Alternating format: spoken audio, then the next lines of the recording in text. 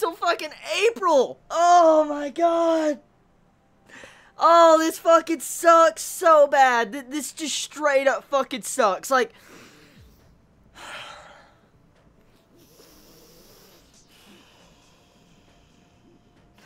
I think this is the worst fucking cliffhanger of 2014. Besides the Hunter x Hunter cliffhangers, this is straight up one of the fucking worst cliffhangers. Dude, I'm pissed. I'm just so fucking pissed. I don't even want to open my eyes. I am so fucking pissed with that cliffhanger. Like, I'm so mad. I knew this shit would happen. I knew there would be we all knew. We all knew there was going to be a cliffhanger. A bad cliffhanger on Fate. Because we know it was being split up into 2 parts. You know, for part 2 of Fate Stay Night Unlimited Budget Works. We have to wait till April 25th fucking. And then you give me that teaser trailer. Right at the end. Right at the fucking end. Right at the end of the episode. You just give me the fucking teaser trailer. I don't fucking know.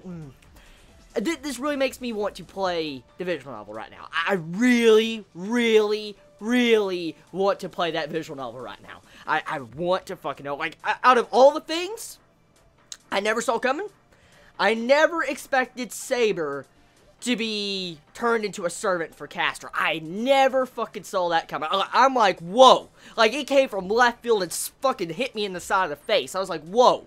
I did not expect Saber to become Castor's servant. I'm like, yo. Just, Castor is the master of 2 fucking servants. Assassin and Saber. And I'm like, fuck. And then you give me the Kotamine. You give me the fucking Kotamine. Rejoice. Kotamine still hasn't lost his touch. You give me that shit. You give me that right at the end of this episode. I get to see Kotamine fighting some fucking skeletons and shit. He's like, yeah. And then you do this to me. Like, on a good note, we found out about Lancer's master. It's Kotamine. Rejoice, the priest. He's a master. So, yeah. Don't get me wrong. I seem pissed, but I love this episode. It's just straight up. You know it's a damn good series when it has you on the edge of your seat wanting the next episode this moment. It's a damn good series. The damn good first half. Oh, the build-up for Season 2 is unbelievable. Like, oh my god, the build-up from this episode. People could call this episode slow. You could call it as if it barely had anything happening. The amount of progression, build-up, setup, and foreshadowing in this episode as an anime-only watcher was fucking ridiculous. Like, oh my god. Like, oh my god. The entire reveal of, like, Archer being hinted at in this episode to Saber being the freaking servant of Castor. And then the entire dialogue with Assassin and Castor. Oh my god, the setup there. And then don't even get me started on Assassin's ribs. Like, oh my god, dude. Like, usually something like that would be uncensored, but that wasn't even uncensored. You just saw this dude's fucking ribs come out. I'm like, what the fuck? Just like you see Assassin's ribs just popping out of his fucking chest. I'm like, oh my god. I don't know what to say. I don't. It's just like, my heart right now is just so damn fucking high. It's so high. Like, oh my god. Seriously, it's gonna suck waiting. It's gonna suck waiting for months. We're gonna have to wait for the entirety of winter 2015 just to see the conclusion of this. It sucks. It just fucking sucks. Like, and then you give me the Ilya Berserker in the freaking preview for Season 2. Did you see that Ilya? That Ilya Berserker. Oh my god. That fucking animation. And don't even get me started on that water CGI animation. Dude, like, when I saw that, I couldn't believe what I was seeing. Like, holy shit, the water. When that bus goes flipping on the bridge, that water effect, like, Ufotable. Like, where the fuck do you get this budget? Like, where do you get this? Like, I, right now, am just... I don't understand how they got this budget. Like, here's another thing, okay? You know what broke me with this episode? Just straight up broke me? That opening song of Fate. This right here. The opening of Fate Stay Fucking Night. Part 1, 2006 edition. That fucking opening. Oh my god. When I heard that opening... Oh, dude, it's just the inner fanboy, man. Like, oh my god, man. Like, I never expected that opening at all. I did not at all. Like, when I heard that song, I was like, yo, why is that song playing? That song, man, is definitely in my top 10 favorites, like, opening songs I have ever heard. I am not joking. When I watched anime a long time ago, when I first watched Fate, that opening song is the shit. And when I heard that playing in this episode, I'm like, yo. What a wonderful conclusion. Like, okay, let's talk about this episode, okay? This episode of Fate, just straight up, is kick-ass. Just straight up kick-ass. Of course, there will be some that say this episode was slow, and there will be some that will say that this entirety of the first part of Fate was rather too slow, barely anything happened. It wasn't action-packed like they wanted. Personally, I love the pacing from this first half. I love the set. Oh my god, the foreshadowing, setup, and build-up, and getting to know the characters has been so enjoyable. It has. And seeing how Fate Season 1 was handled like this, you know, Part 1 of Unlimited Blade Works, it has me hyped for Part 2. Like, did you see that ending of the preview? When you see Archer sitting on the fucking cliff, and you see the swords behind him, and you see the gears...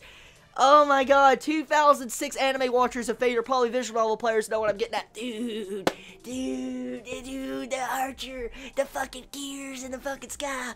Oh, fuck. Like, dude. Just,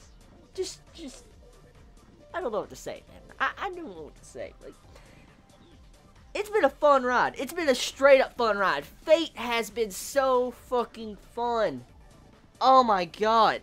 Like, even the slow episodes have so much damn going on. Like, there's just so much build-up, foreshadowing, and setup. And I'm like, yo, why do you do this to me, Fate? It's just... I gotta go watch the episode again. I just gotta straight up watch the episode again. I gotta see that moment when I see Emiya taking a sword hit to the chest. Let me explain that, okay? That sword hit that Emiya took to the chest... When I saw Emiya sacrificing himself and about to, like, cut his own fucking arm off for a caster, you know what came to my mind when I heard that? I instantly heard Archer's words in my head when I saw that scene. Your ideals will drag you down, Emiya Shiro. And I'm like, his ideals just drug him down. Like, it literally just drug him by the leg straight down because of what he was doing, it caused Saber to become the servant of Caster. Emiya got drugged down by his own ideals. That foreshadowing got that. I'm like, dude, the fucking foreshadowing thing. Oh my god. I can't believe that. And then Fujine, when you just see her at the gravesite with Kuritsugu and all that, I mean, like, the gravesite of Kuritsugu, when I saw that scene, I almost broke down. I'm like, why the fuck do you do this to me? Like, dude, you just... It was so sad, man. When I see that grave, when I saw that grave, I was like, no, don't show me that shit. Don't show me that shit at all. I don't want to see that shit. I don't. The memories. I don't want to think about that. So, just like when I see that, I'm like,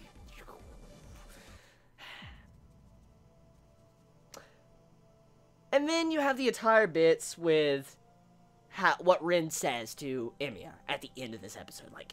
States to him that you no longer are a master. You're powerless. How you currently are, you cannot participate in this war. You're weak.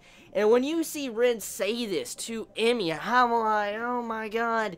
It's just like, how harsh she was. She made him face reality. She slapped him in the face and made him face reality. You're weak at the moment. You cannot do shit at the moment, Emiya. You're pretty much a weakling. Get out of here. That's kind of what Ren said. And so, I wonder how much this is going to change Emiya, because, I mean, with the ending of this, Castor's going to a different site, and supposedly we find out that there is another Grell. And this right here took me by surprise. I'm like, what the fuck? Like, whoa.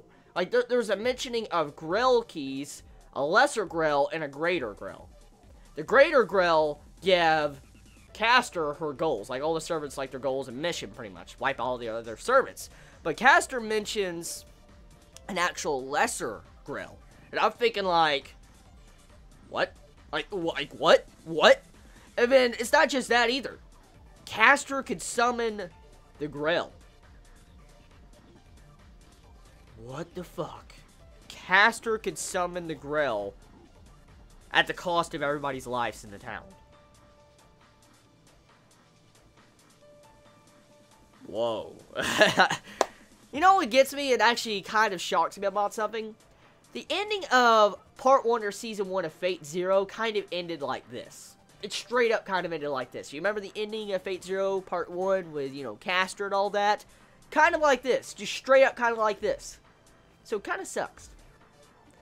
Tell me your thoughts in the comments below. I gotta go watch the episode again, just straight up.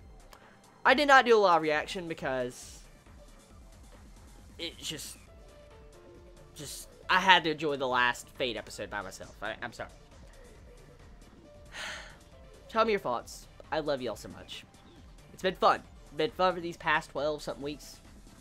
Cannot wait for the finale of the series for Part 2. I cannot wait for the first episode of Part 2. Tell me your thoughts. How did you feel about this ride of Fate? I love you all. Please be safe. Chibi out.